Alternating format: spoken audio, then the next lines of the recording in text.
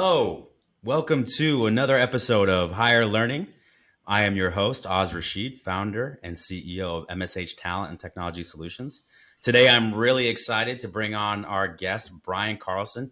Brian is the former founder and CEO of eThink Education, a learning platform. How you doing, Brian? I'm doing fantastic. Thanks for having me here today. Yeah, I'm really excited to have you, man. This is only my second one. So if I make any mistakes or any issues, just, touch your nose, do something to let me know. Okay. I'm sure you'll do fantastic. I'm excited. I appreciate it. So listen, the way we like to start off is that, we want to demystify a lot of different companies and roles and corporate America in general. So I want to start off by asking you a little bit about your role as a founder and CEO, and maybe just a quick story on how eThink Education came about, whether you had partners, and then kind of a little bit about that journey. Sure, absolutely. So eThink Education was a SaaS-based company that provided learning management solutions for. It started with colleges and universities. So what that meant was that we would basically we took an open source piece of software that was freely available called Moodle. And we took that piece of software and then we added things to make it more customizable for colleges and universities. That's where we started.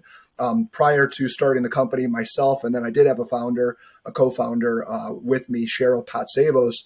We both worked for a higher education software company, which is where we met. We saw that there was an opening in the market to get on the learning side. We were more on the administrative software side when we were at our former employer. So we both left. We founded the business. And we began providing these learning management system services around a SaaS-based platform to starting with colleges and universities. And that's basically how we got our start. All right, so I want to dive into this a little bit because I find this stuff fascinating. So you were CEO of the business. How did that conversation go with Cheryl? Was that a very natural thing? Is that something you ascended to, or help me understand? Yeah, today's focus is about hiring and higher education. We were in higher education for spelled a little differently than the name of this podcast, which I happen to love. The name you've come up with for that reason. But yeah, it came up very organically. You talk about hiring, and your first person you're going to hire, if you're going to have a partner, is your business partner. So for me, that was a very lucky situation that we knew each other for about 6 years prior to starting the business. So I had a lot of experience with her to what she was great at, and then versus what I was good at.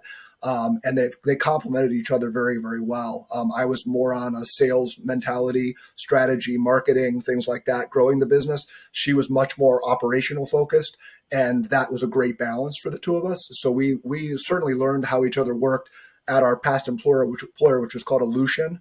It's now called Aleutian. At the time, it was called SunGard Higher Education, but that morphed into what's now known as Aleutian. That's where we met, and that's where we essentially got our start. Decided to leave that business and then start something that was essentially complementary to what we were doing for Aleutian. Yeah, fantastic. I'm always really intrigued by the journey of the entrepreneur. So were you like at 8, 9 years old having lemonade stands and being an entrepreneur? Or was this something that kind of came about later in life for you? I did. I had all those things when I was young. I had the 5-cent lemonade, nickel for lemonade, my grandpa's front yard every single summer. He built me a lemonade stand. It's funny you bring that up because that was one of the things I got started in early. I had, lawn mowing businesses. I, got into all sorts of different things. So I was always kind of entrepreneurial in nature. Always enjoyed that. Okay. Well, I imagine the SaaS business is a little bit more complex and nuanced than, say, a lemonade stand. I want to demystify that for our listeners. Can you tell us how a traditional SaaS company makes money? How do they get revenue? And everybody talks about how wildly profitable they are. Can you explain why that is as well? Sure. I mean, so why they're wildly profitable is because they have recurring revenue. So you're typically taking a piece of software, you're either developing that software on your own and you're building it from scratch and you're putting it on servers, and then you're having your clients connect through the web to get to that piece of software. Traditional software going back 20 years ago was usually client server. So you'd show up a lot of times physically at the location. There'd be a server room. You'd physically install the software, and then you'd go sort of room to room and start installing clients that would sit on the actual desktop of the users, and that would connect in the local network over to the software. That changed considerably over the last 2 decades to where most software that you're using today is SaaS-based, software as a service. So instead of it physically being located with a database at the actual client site, the client now logs in through the web, typically to Amazon or maybe Microsoft Azure. Amazon Web Services is what everybody knows. It sits usually on that. That's certainly the dominant player right now. You put that software there, then people connect through a web browser instead of an actual client application that's physically installed and then physically updated on the client's PC. So that's what software as a service is essentially connecting through the web to a central set of servers. And why that's so beneficial is for the client, they don't have to update things. So the client doesn't have to update the software continuously. The maintenance costs are significantly lower. Also, when an update comes out, the creator of that software, the provider of those services, can then just automatically update on your server for you without having to physically be there at your location. Traditionally, you had to many times show up physically in a client in an older model client server where you'd show up physically, go literally room to room. You took to do all these upgrades. It was absolutely very labor intensive. So SaaS based solutions have radically changed that. Now, why it's good for us when we were doing this, and why it's good for you as a company is because it's a very sticky relationship. You actually physically have the servers. If someone doesn't pay you, which does occur sometimes, not Sure. nearly what it used to, you can turn the server off temporarily. You can say, I'm sorry, you can't access the code until you pay up. And if it's a mission critical piece of software, the odds they're not going to pay you has gone down to about zero. And that's different than it was, 20 years ago when I first got in the industry.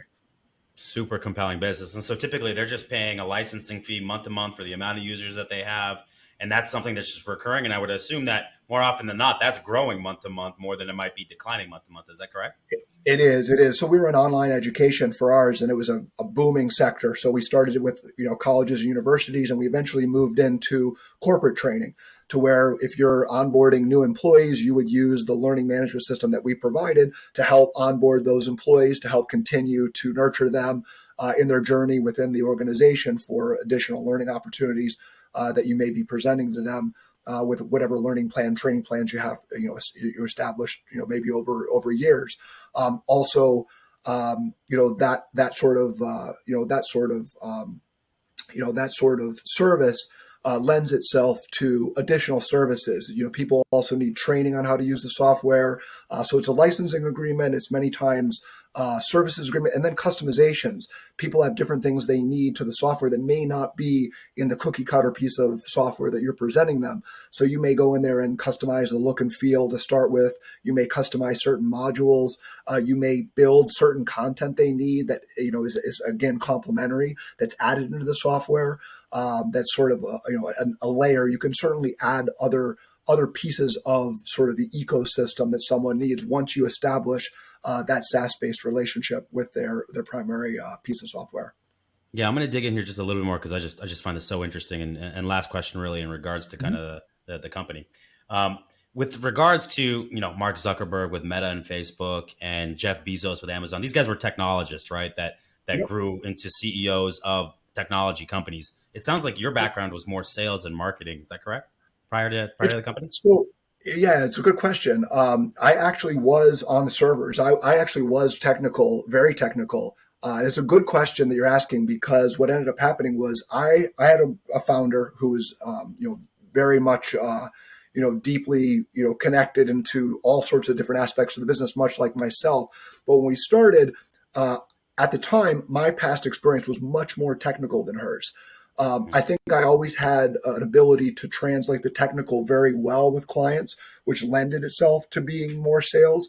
But I think, my background prior to that had almost all been technical. When we got into the business, we quickly sort of realized that, her technical abilities, I think, complemented my ability to sell.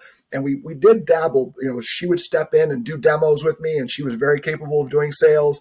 And I would step in and configure servers and upgrade pieces of software and provide support in the early days. So we both could wear hats that were pretty much across the board, every position, whether it was marketing or sales or administrative or anything really. But I think we found that we really excelled and we enjoyed something was very complementary. Her more on operations, me much more on sort of sales, marketing, and then strategy, which is very deeply connected into the way you're going about your sales strategy is deeply connected into sort of what the overall business strategy is. So I think that we both enjoyed both aspects of it, and I still loved getting on the servers, and I miss it sometimes, as I evolved. But as we grew, we realized that even those weren't really what we really as we scaled the business, we didn't really get on the servers very much anymore, and I didn't do as much in the way of sales. We had other new responsibilities, but I did have a very technical background. Prior to that, I was a teacher, so I was always involved in education. I was a teacher solely overseas. In a country called Vanuatu. I taught for 2 years on a group of islands in the South Pacific until, as I like to joke, I was voted off those islands and sent home. So, Wow, that's amazing. I had no idea about that. That's incredible. And one of the couple takeaways I'm going to take away from there for any of our burgeoning entrepreneurs out there is, one, if you go into a partnership with somebody, make sure that you both have complementary skills, because that's really key, obviously. huge. And then two, versatility for every entrepreneur is super Yep. important, because at the beginning, you're taking out the trash, you're the lead Yep. salesperson, you're the lead delivery Yep. person, you're getting the vendor set up and all the different things. So you have to be highly, highly versatile to be successful as an entrepreneur. You agree with both those statements? Yeah, not only I agree with them, I think that when you look at the sort of culture you're building, if you come from that background or that mentality where you have the ability to do everything, including taking out the trash, but you enjoy doing everything and you enjoy sort of, getting your hands dirty, rolling up your sleeves, if you will. I think that for me personally, and I think my business partner Cheryl would agree, that was definitely one of the ingredients that we had for success, was that we enjoyed that. And then the culture that we built, I think our employees saw that we certainly had been, we used to joke, or say, we've literally done everything that you are doing, so we know what it's like. And I think that gave us a lot more credibility and a lot more empathy, understanding of what they were having to go through as they took what we did and then sort of scaled it and built it up even bigger than when we did it sort of individually. Yeah, something I read that really stuck out to me about being an entrepreneur and why a lot of them don't end up working out is that many have the idea or the mind for it, and a lot of them Yep. have the desire and the heart for it, right? But what they Mm-hmm. don't have is the stomach for it, because you and I Totally. both know there are some major ups and downs, and to be able to stomach that, especially like me, I had just started a family when I first opened the business. You have to be able to deal with some real uncertainty and have a real tight gut about that kind of thing. So I don't know if you've ever heard that saying before, but that really stuck out to me as something that's really important for any entrepreneur.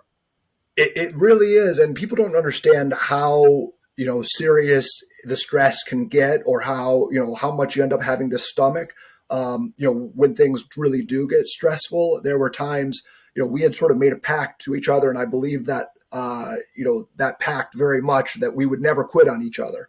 And that became very important, if I'm being very honest, throughout certain years that was we had difficult moments where the stress or things just the market changed in ways we didn't expect, and we had to sort of roll with punches that added a lot of stress. We're both humans, and we both have personal lives outside the business, and sometimes the business would be maybe more than we expected, but we always had that we both had the stomach, and I think we both had also made a pact to each other, which I think without the other person, I don't know that it would have been a lot easier to quit or to pull back, but you always had that feeling that you owed, we're in this together. You're working really hard. I'm going to work just as hard. And we pushed each other, I think, to get through those and stomach some of the tougher parts of that journey, which, there certainly were quite a few.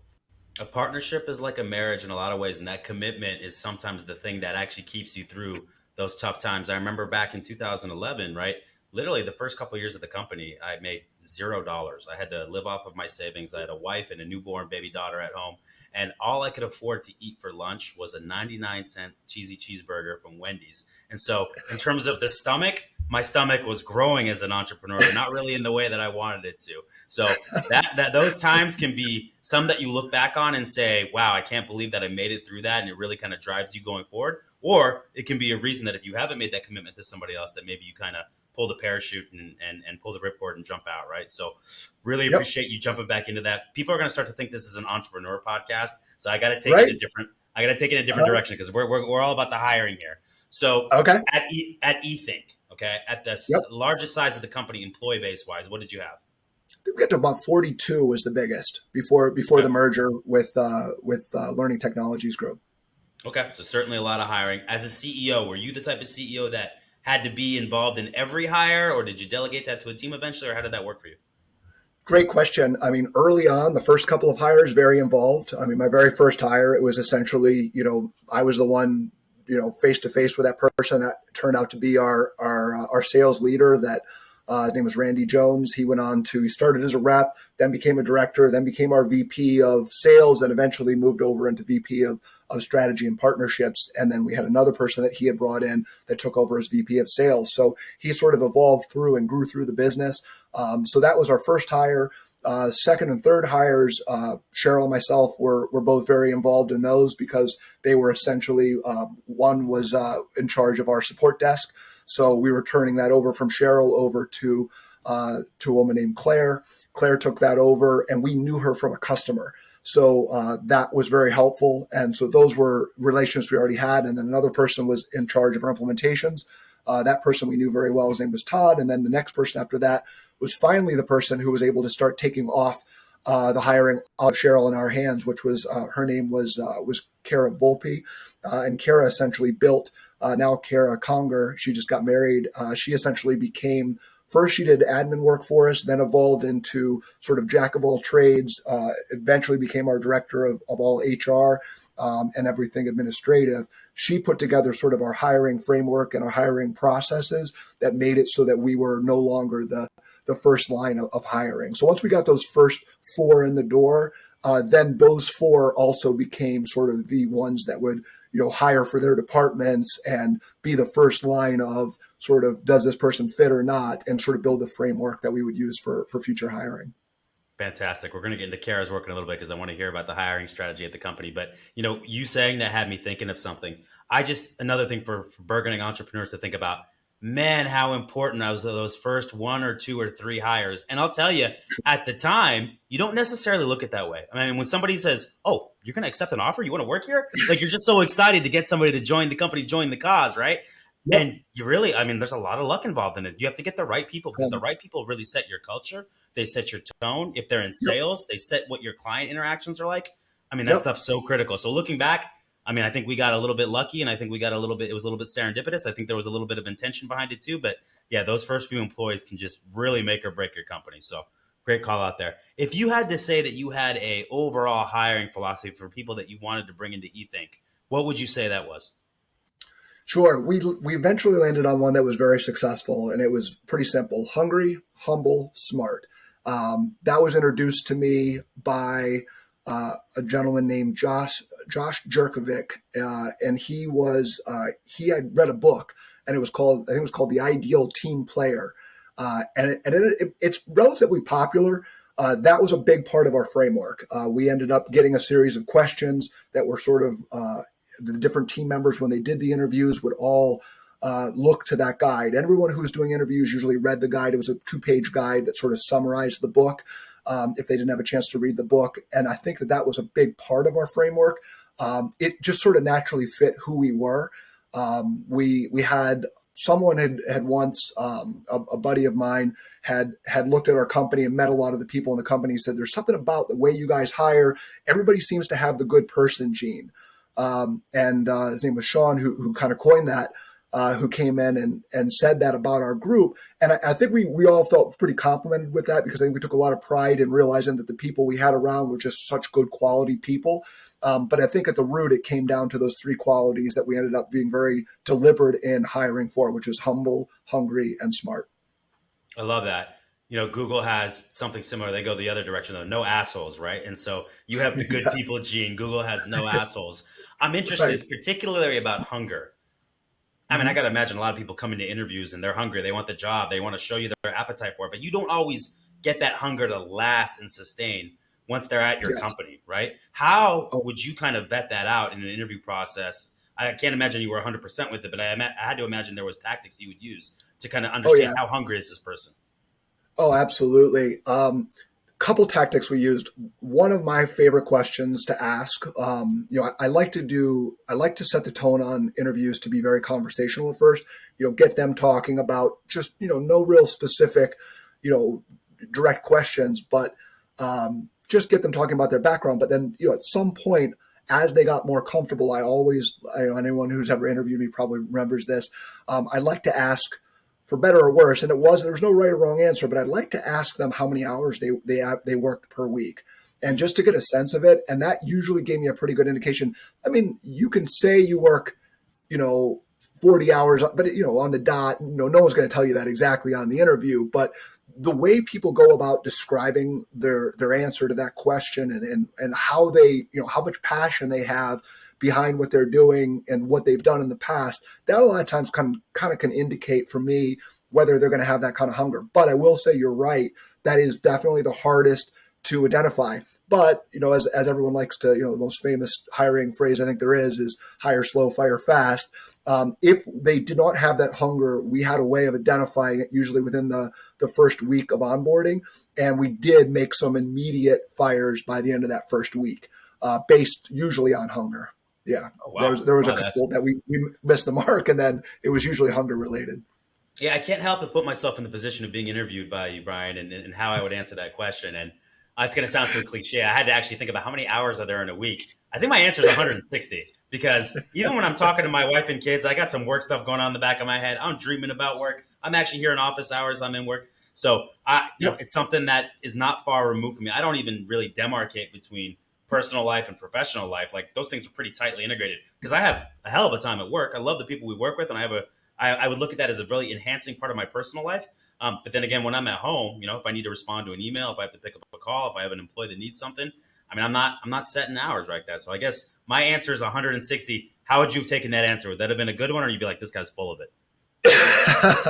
I think that's a great answer. I mean, I think that you're looking for excitement. You're looking for that kind of, because at the end of the day, you just want a small indication that you think they have the hunger. But then at the end of the day, it comes down to you and how well you're getting them excited about the mission and the culture.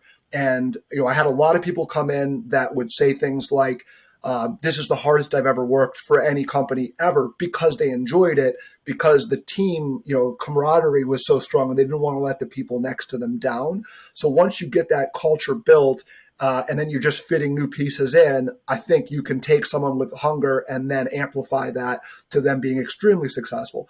But if you're not, if you're bringing someone who's hungry and they get in and they're just not drinking the Kool-Aid, so to speak, that's on you. That's on you as a leader, that you haven't created the right environment to foster them and to get them to be excited and grow. 1,000,000%. And I think that sense of accountability as a leader and as a founder is very important. And here's the secret of getting people engaged and working hard and having low attrition. It's hire people that people respect and like to work with without fail. Yep. Make sure that you have your organization completely stacked and filled with people that you'd love to be in a car ride for with 6 hours, and that you respect the hell of, because they bring something to the table or have some level of intellect that really contributes to the company. So that's one, because everybody, I mean, when you got to go to work, when you got to go anywhere, and you don't want to be around the people that you're around, that's going to demotivate you, even if you're getting paid hundreds of thousands of dollars a year. So that's the first key, right? And then the second key around it is, you've got to make sure that you have an environment where people are feeling they can be their best selves. So they're getting an opportunity to be empowered and have the tools and the capabilities to get them what they want to get done, and that they're not working hard around things like politics and bureaucracy and boring meetings that they shouldn't be a part of. Nobody wants to work hard like that. But if you throw a great challenge in front of somebody, or solve a great problem for a customer, or we got to come together in an uncertain time and put together a great solution, I think that's the type of work people really love. The hard work that people thrive on. And that's what gets you up out of bed every morning. And if you can create an environment where you get rid of that bureaucracy and politics and create an environment where people are feeling like their work is impactful and it matters, I think that's the key to keeping people engaged. It really is. It's interesting. I'll say this in regards to that I think you'll find kind of interesting. When we started the business, and people used to throw around, what's your culture? What's your culture? This buzzword of, what's your culture going to be? I'll be frank, I kind of thought it was a little BSy. I was like, what does that really mean? I'd been in some different corporations, and I never really thought much about culture. What I learned is that one, culture truly matters, but it's difficult to just say this is what my culture is going to be. I think that people many times are led to believe by these entrepreneurial conversations they get into with other entrepreneurs that you have to set what the culture is going to be. I think that the way you hire ends up defining the culture, and I don't think you as a CEO create that culture. I think you bring in your first, I talked about the first 4 hires we made with Randy, Claire, Todd, and Kara. Those people ended up being sort of the cultural foundation pieces. And then each time we layered someone on, they built that culture. And then when you're hiring, that's when you can start hiring for culture, when you're realizing what the culture is as defined by your employees. Because if you come in and say, these are our values, this is our mission, these are the behaviors I want you to say, it just doesn't work. It has to sort of happen organically. So when you talk about that and being mission driven and all these things that are, your common buzzwords when you're getting into, the world of starting and building a business, I don't know that you always are going to know that until you get the right people and you kind of, feel, you let them flourish, you let them sort of define it and grow, and their personalities and what they value, that sort of comes out very strongly. And then they're the ones that say, I don't want this person on the team. So when we'd interview, you touch a lot of people. We might have you talk to, we might be a company at the time of 20 people, and you may have talked to 12 during the interview process, more than 50% of the company, because we want the group to all sign off. And if there were disagreements between the group, we would hash those out before we made a hire, because we knew it was so important in the early stages to building the culture. And one wrong hire, when it comes to fitting the culture, it's going to absolutely ruin it for everyone else. And then the people take it so seriously if they built it themselves within the company that they are very good at sort of filtering out those people very quickly if they're not going to fit. Yeah, one bad apple can totally ruin the garden. As I think about what you're saying, a CEO and founder can't build a culture by themselves, but they can destroy a culture by themselves, right? And a lot of that comes from if you say things and then your actions don't follow through, because culture is really our behaviors, and our behaviors are what we do rather than what we say. So I think that's a tremendously important thing for founders and CEOs to keep in mind, that it's just not what you say, it's what you do, and what you do when you think no one is looking. And by the way, that's great parenting advice too, because I know my kids, if I was saying one thing but doing another, they're going to be following what I do, not what I say. Yep. In terms of interview experiences and memorable ones, good and bad, I want to know one first off where you were maybe interviewing. Any come to mind when I ask you about a memorable interviewing experience? Yeah, I mean, for me, the very first interview is the most memorable because it was such a big milestone for us. Cheryl and I ran the business as essentially just 2 people doing everything for about 7 years before we started scaling. And we did that for a variety of reasons. One is we had really good cash flow just for the 2 of us. And, we also, the second reason was we weren't convinced that there was a big enough opportunity in the market yet that we wanted to run towards. And there's some early possibilities of acquisitions and things that we entertained when it was just the 2 of us. When we realized that that's not the direction we wanted to go, the market also happened to change at the same time, opened up a very big hole for us. That's when we decided to start scaling. And it was new to us. We had not done it before. So we were trial by error. We were not backed financially. We bootstrapped the whole business from day one until we had the exit to Learning Technologies Group. Yeah. So we looking back, I wish I had had some good advice. Maybe a podcast like this would have been nice, to kind of, yeah, we really did wing it. So the first one was memorable because what we ended up doing was, I took Randy out to a dinner and had some beers and, got him loosened up a little bit to kind of see who he really was. And got to know him over several hours of conversation after we had interviewed him a little bit prior to that. And we really didn't do a lot of other interviews. We had maybe one other candidate we liked that we dabbled with, but he was the clear winner. And that was memorable just because for Cheryl and I, when we made that hire, it was sort of the beginning of truly scaling a business and learning, what that meant. And how hard that would be as we continue to do that for about the next 6 years before the exit. I love it. In terms of maybe times that you were interviewing, can you think, because listen, listen, the listeners, the people, they love the bad experiences. Can you think of a bad experience you had? Maybe you interviewing for another company. You don't need to name names, but I just like to know, what was that interview like? Why was it bad? Interesting. So it's kind of a pretty, kind of a, not only bad, but kind of an interesting one. I got brought in for my very first interview when I came back to the States after being in Vanuatu for 2 years. I got brought into a company called Applied Business Technologies, ABT, it had about 4 acquisitions before it became Elution. And when I got brought in on that interview, I had about 15, maybe more people, maybe closer to 20 in the room at the same time. They ushered us all in. I've never seen anything like it. They ushered us all into one room, and the guy, his name was Dave Gallagher, was my manager at the time, and he ushered us all into one room, and it was one of those conference rooms with those super long tables, that can just, it goes on forever. Sat everybody down at the table. Everybody sat down, and he said, it made us all look at each other, and he said, one of the 20 of you is going to be hired. The other 19 won't. And we all just looked at each other. No one knew each other. We all brought in the same day, and then he had stations across the group, the company, and he would go into these different rooms face to face. And then at the end, they ushered everybody into one single room with 20 computers. And then we got tested on installing Windows operating system, Microsoft SQL databases, things like that. And that was our aptitude test. And I ended up getting the job, but that was very, I wouldn't say it was bad, but it was just very unorthodox and intimidating. And I liked it because it was efficient for them. They could compare people, really back to back, rule out people pretty quickly. I think a couple people got up and left partway through. They said, "This is crazy." It was like Hunger Games or something. They just got up and left before they even did the interviews. They're like, "I'm never going to get this." Before they'd even been brought into other rooms, they were just sitting there. A couple guys just got up and said, "This isn't for me."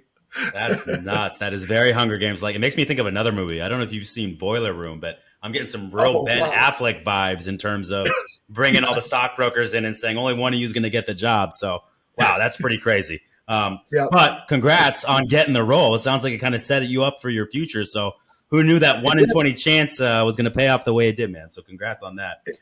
You mentioned a favorite question earlier. I'd like to ask you if you have another one. Is there any other pet questions you have that you maybe asked that you think gives good insight into somebody? That's a great question. I love making it conversational. As I said, I think that's really important. I like to group interviews. So the way we structured it was that we really did get good at process on how we started to interview. We started, tweaking the model over time. One of the big tweaks was as we had more people, we realized it wasn't just the departmental head that should be the one interviewing. It should go to multiple departments. I like the group interview format because when you have 2 or 3 people on your side interviewing one person, you do get the ability to think a lot more as that person is answering certain questions, and you can take notes and kind of round robin it. And then you all get the ability right afterwards to debrief and sort of, see if there's any differences in opinion after you've interviewed a couple of people. Maybe you line up a couple on the same day. So when you do a group interview like that, I like that tactic. As far as a question that I like on that, in those formats, it's good to get a conversation at the beginning because it's intimidating for that person to have multiple people, but you can play off of each other. But one of the questions I like asking is I like to ask them about, there's a bunch. There's so many good ones. One of the ones I love to ask, I like to ask them what they don't like about their past role, because I think that's an easy one to see what makes them tick. Sometimes people are too honest, and in a way that really does out them as maybe not a good cultural fit. I love to ask them about a teammate that they admired and why they admired them. What about that teammate? What do they do really well that they wish that maybe they had the ability to do? Because then you can kind of see, one, you're really not looking for them to say, okay, this person is, so much more talented than me. It doesn't matter. What you're really looking for is ego and a lack of ego. I think the more humble someone is, the more willing they are to just praise, their other, colleagues they've worked with, because I think they realize it's not, it's a team. At the end of the day, you're never going to accomplish anything if you're very egotistical. No one's going to want to work with you. No one's going to want to be around you. So I think that's a really important question I used to like to ask. There was a long list. We had a little list we would sort of formulate, and then people would make their own sort of tweaks over time. But those were a couple of my favorites. Yeah, I love that. Those are fantastic. I want to go back to what you were saying about the group interviewing. and it's gonna segue into the next question I have, but I found that when I'm sitting as a third party, or sometimes like I even think about like those police one-way windows where you can watch an interview opposed to Yep. being in the interview, I'm always making better decisions when I am a passive observer rather than getting caught up in the moment. Because when you're having great conversation with somebody, you get lost in that moment. Maybe you're not hearing everything. Maybe you're not catching on to cues that you would. But when you're a little more clinical about it and you can watch their body language, how they receive and talk to somebody else, there can be real value in that. You can see some things that maybe you wouldn't have otherwise seen. So I'll ask you, when you missed, because I got to imagine you missed on some people that you hired. But When yeah, you look back, what would you maybe have done differently, or what you might have missed in the interview that led to that person not working out at your company? great question. It's such a good question because I sometimes don't. We had people that I didn't think would be what they ended up becoming. Where some people came in, I thought they might be mediocre, and they were just absolute rock stars. So I think it's really, really easy to get biased as to hire people that are like yourself, or I might think that because I had success with, let's say, Randy, who has certain characteristics in sales that are highly competitive, which is one of his top characteristics, that you want an element of that, but I might be looking for a certain personality trait in someone else that's just like that. What ended up happening is people would come in and be slightly different and then complement them more and build a team in a more strong way. So I think it's really hard to say, I wouldn't beat yourself up. I've heard people say, my job as a CEO is to be essentially a good recruiter, a good coach and a good recruiter. And with that, if I'm wrong only 70% of the time, I feel like I'm doing a pretty good job. I've heard some successful people say that. I think that's maybe a little worse than I'd like to think that I've done in the past. But when I've missed, it's usually been over cultural fit. And I will say this, when I've missed, it's because I have not, one, had a team approach to the hiring process, number one, right? It was earlier on in the business, and we were rushing to get certain hires in the door because we were growing very fast, and we did not take the time to get all the different departments involved. So we changed that part of the process. So I think that was one thing that we learned early on. And then the other thing was, I think when you didn't have dialogue over a person that was a consensus, right? You would sometimes have, you needed to, if there was any doubt, I mean, there's be certain people that was just absolute no-brainers. Everybody was like, perfect culture fit, let's go, let's do this, no-brainer, and they worked out great. But then there were other ones where maybe, you didn't let the people on that team or people that were complementary to that team have enough of a voice. And, and they would say, hey, I'm just going to go on the record. I remember one person in particular, his name is Jesse, who went on the record and says, I'm going to say, I don't agree with this hire, and we're going to see how it plays out. And he ended up being right. So, I think you have to be really careful to listen to everyone's voice on those hires. But when you're in a rush mode, building a business, trying to be fast, sometimes you got to roll the dice, and sometimes you're right and sometimes you're wrong, but you got to be able to identify if you're wrong very quickly. And then you go through the very painful process of having to let that person know, sometimes at the end of a first, second day, third day, that I don't think this is going to work out. We made a mistake, and this isn't. We're not the right fit for you. Is usually how we would frame that if that did occur. And we had a couple of those, not many, but we did have a couple where we felt we missed it pretty big early on. Hiring well is hard, and as much as we're trying to give some advice on this podcast, there's no silver bullets, right? So it's all based on you and the person and your understanding of yourself, and as much as you can glean from somebody in a half hour, 2-hour interview session, right? Last question on the hiring side. Whether somebody gets the job with your company or not, why do you think it's positive or important to create a positive candidate experience for them? Oh, that's a great question, and a fascinating way. We probably talk about an hour on this topic alone. But I'll say that it is your job. That is exactly what your job is as a CEO. They're trusting you with their careers. They're trusting you with their families. They're trusting you to make sure that they're able to grow financially in your company. They're able to grow professionally. They're able to continue to learn. And what you're telling them better be pretty damn close to true, or you're lying to them, and you're going to be found out pretty quickly. So you have a responsibility to create and foster that person. So we luckily had a team that I think viewed it just like that, and they took a lot of pride in coming together when we had, at least a couple times a year when we did the onboarding of new employees. We had everybody collectively fly together, meet face to face. We were a completely remote company.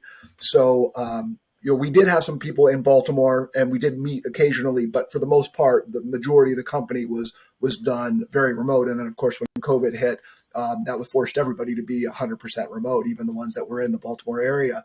Sure. So they took a lot of pride in building the onboarding process and taking a lot of time. And we would go out, make sure we did a lot of social activities as well. We would go out for dinners and really just try to get everybody to know each other. But we worked very hard during those weeks, and that's where we could sort of, set the tone, I think was the key thing. That's what Cara Volpe was our HR manager, and she would lead the charge on getting all the different departments to come together. Courtney Bentley was another one we had on our team. She did a phenomenal job creating, the training plan for those people. And we have them touch every different department. If you're getting trained for services, you're still going to have an overview of what's going on in the sales world and marketing, and you'd meet everyone. And I think that initial getting to meet everyone in the company, getting to spend a lot of time with me as a CEO or Cheryl as the COO or other directors in different departments, and getting to know everyone, that's how you break the barriers down right away, break the silos down.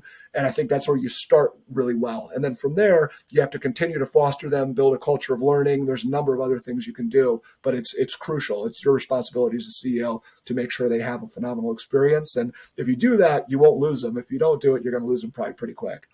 Fantastic. Cara Volpe, I don't think she's ever going to have to interview ever again. She's just going to have to tell people, listen to this podcast, listen to Brian. He'll tell you what I did. All right. You can hear it straight from the horse's mouth. Yeah, she was the right hand. She got it done. She was the one that helped us vet and get things moving very quickly. Very, very, very strong and efficient person. Fantastic. As founders and CEOs, we're only as good as the people that we hire, and hopefully play a little part in developing. So I'm totally with you on that. Let's take a little bit of a pivot here, because I want to talk a little bit about what you've been doing since in terms of selling your company. So you sold your company how long ago? So it's been about a year and a half, a little over a year and a half now. Okay. And not going to get into any kind of financial details, but I know it's enough that you were able to take a little bit of a break from work. So I'm interested to know, as somebody that's in a lot of ways living what the American dream is, right? Built your own company and able to kind of decompress and take some time off. What are you doing right now that you're really excited about? It could be something mentally, spiritually, travel-wise, or it could be maybe some work engagements that you took on. But what are you doing right now that's getting you really excited? Oh, great. All right. It's a great question.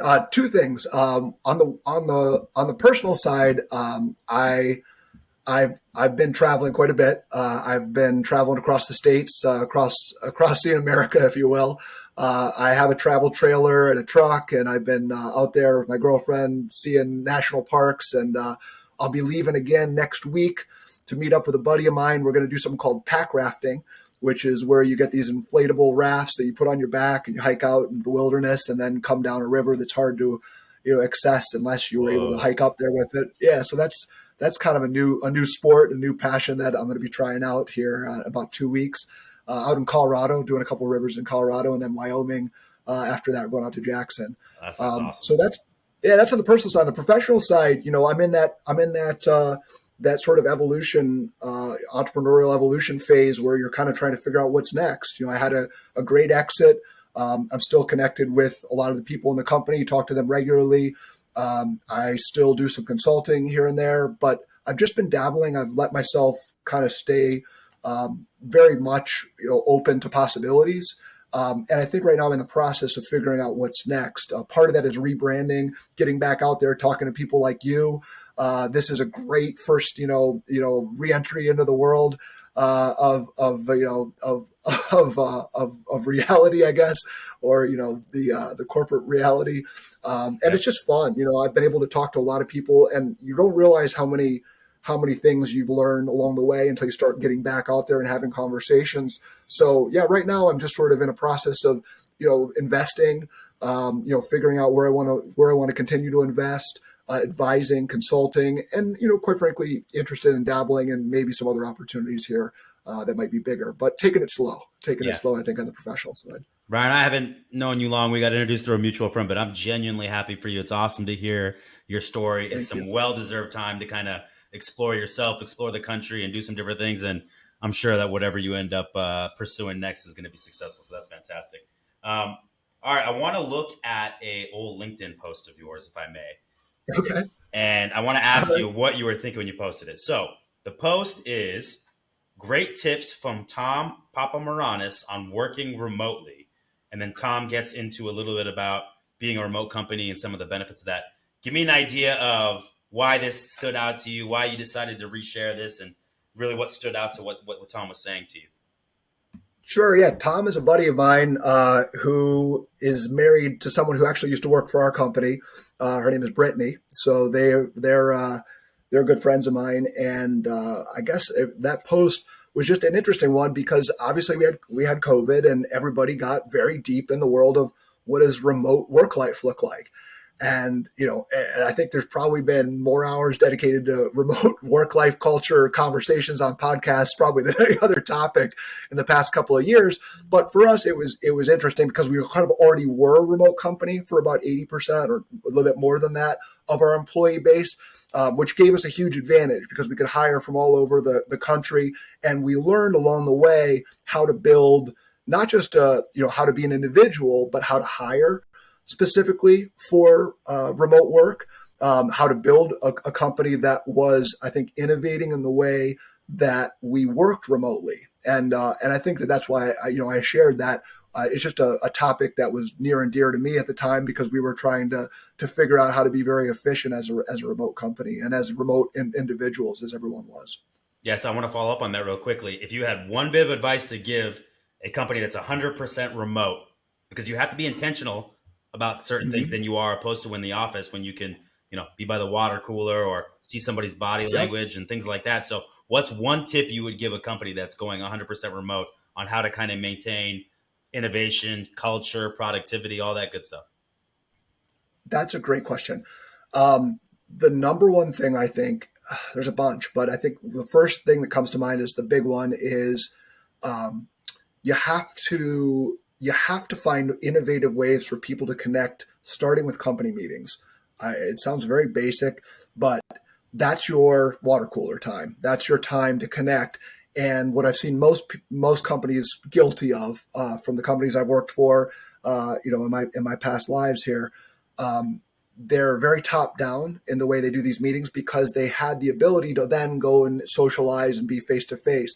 So we kind of did a bottom up approach in our company meetings, and that worked extremely well to where every single person in the company had to lead a company meeting.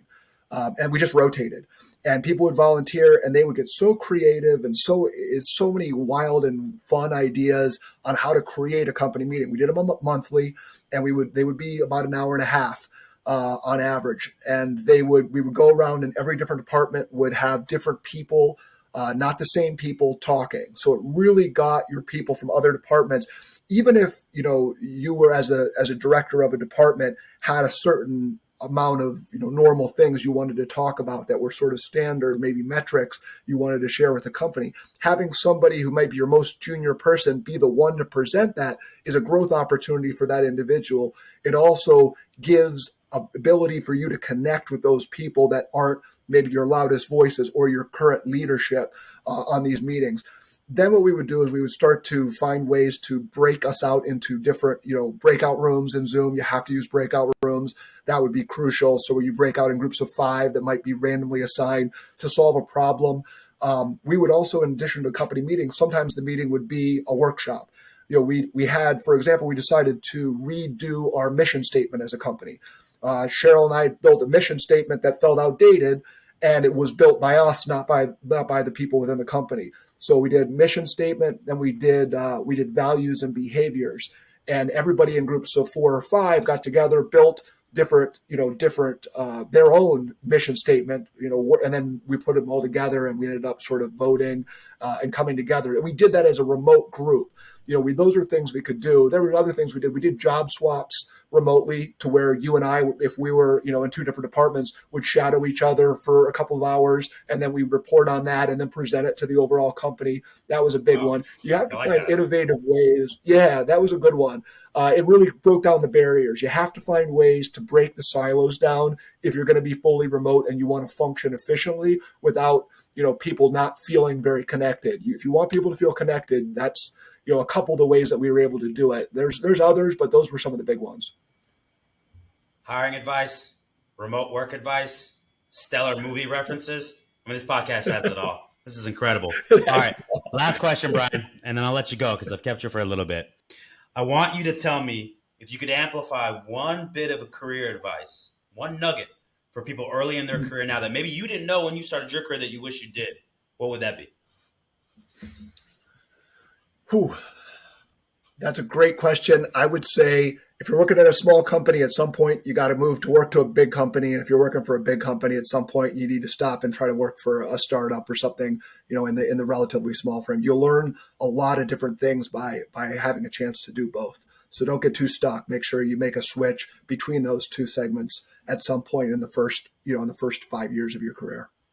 Well, what great advice. I started my career Fortune 500 enterprise company, then started to move into a boutique firm before starting my own firm. So getting that understanding, learning about yourself and what matters to you and what motivates you. It's not about bad or good. It's just about fit and what works for you, right? So I that's great advice. I've actually never heard that, but I think it's fantastic because once you get too late in your career and you've been a corporate person your entire career or like a Fortune 500 enterprise type corporate person, or you've been a startup person, I mean, you're branded at that point. And by the way, good luck teaching an old dog new tricks, right? That can be really hard to reframe your mind in the way that you've had success throughout your entire career. And gives you optionality as you put yourself out there on the market. I think that's great advice. Brian, I really appreciate the time. You are obviously a really sharp intellectual dude, and your success is no surprise to me or anybody listening. So congrats on everything. Thank you for spending a little time with us, and namaste. No, yeah, thanks so much, Oz. It's great to be one of your first guests. I think this is a really interesting podcast. I hope people find it helpful. I think that if I had had some resources like this early on, I would have listened to them and taken this advice. So I think what you're doing here with creating great content is a big service to put out there to people. So I appreciate it, man. I think you shouted out like 10 or 11 people, so we at least got 10 or 11 listeners. I know we're good from there. Absolutely. All right, buddy. I'll talk to you later. All right. Take care. Thanks so much. Bye.